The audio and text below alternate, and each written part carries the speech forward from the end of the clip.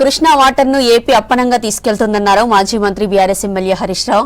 ఇండియన్లు KRMB board permission లేకుండా నీటిని AP తరలిస్తుందని విమర్శించారు.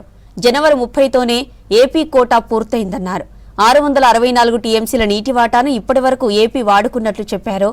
కేఆర్ఎంబీ దగ్గర మన వాటా విషయంపై సరిగా కొట్లాడడం లేదని ఆరోపించారు హరీష్ రావు. ఇక ఈఎన్సీ పోస్ట్ ఖాళీ అయి వారమవుతున్నా భర్తీపై సర్కార్ నిర్లక్ష్యం చేస్తోందని మండిపడ్డారు హరీష్ రావు. బోర్డు అనుమతులు లేవు, యథేచ్ఛగా ఇష్టారాజ్యంగా ఆంధ్రప్రదేశ్ కృష్ణా నదీ జలాలను తరలించుకుపోతా ఉంది.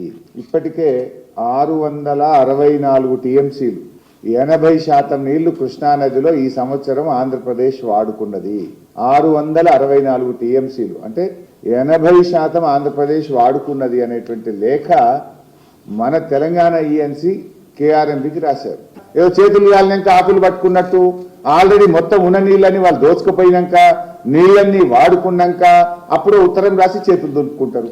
ఉత్తరాలు రాసుడు కాదు కదా, మన నీళ్లు మనం కాపాడి పెట్టుకోవాలి కదా, మన రాష్ట్ర అవసరాలను మనం జాగ్రత్తగా వాడుకోవాలి కదా.